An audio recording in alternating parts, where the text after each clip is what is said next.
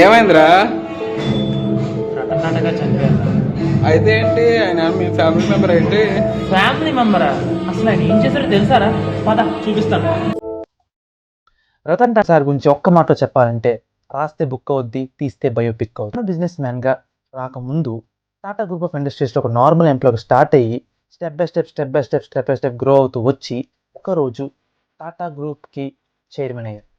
ఆ తర్వాత తను చేసిన ఫీట్స్ ఎన్నెన్నో.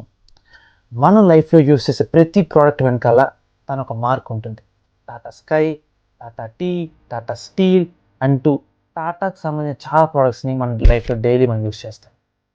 మీకు విషయం తెలుసా, ఇండియాలో కార్ మ్యానుఫ్యాక్చర్ చేయడానికి హెల్ప్ కోసం వేరే కంట్రీకి వెళ్తే అసలు ఇలాంటివన్నీ మీకెందుకు, మీరు ఏమీ చేయలేరు అన్న వాళ్ళకి టాటా ఇండికా అనే కార్తో ఒక ధీటు సమాధానం చెప్పారు.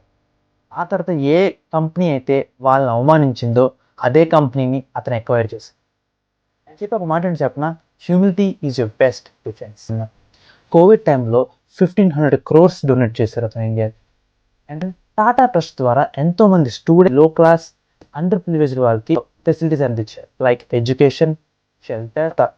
ఇంత చేస్తున్నప్పటికీ తనలో ఒకటే ఒక కోరిక ఎప్పుడు మిగులుతూ ఉండేది, ఇండియా అనేది ప్రపంచ స్థాయిలో టాప్లో ఉండాలి.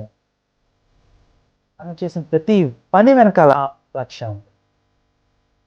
తను ఒక జమ్ని కోల్పోయాడు, కానీ తను వదిలిపెట్టిన లెగసీని మనం కంటిన్యూ చేయొచ్చు.